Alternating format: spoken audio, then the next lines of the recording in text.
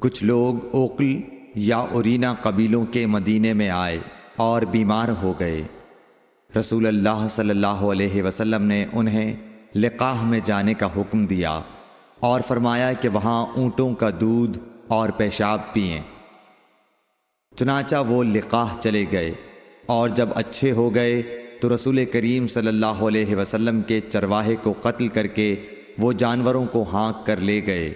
الصبح رسول کریم صلی اللہ علیہ وسلم کے پاس اس واقعے کی خبر آئی تو آپ نے ان کے پیچھے آدمی دوڑائے۔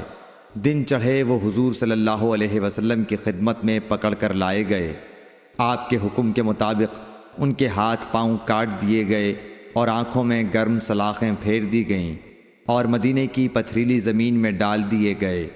پیاس کی شدت سے وہ پانی مانگتے تھے مگر انہیں پانی نہیں دیا جاتا تھا۔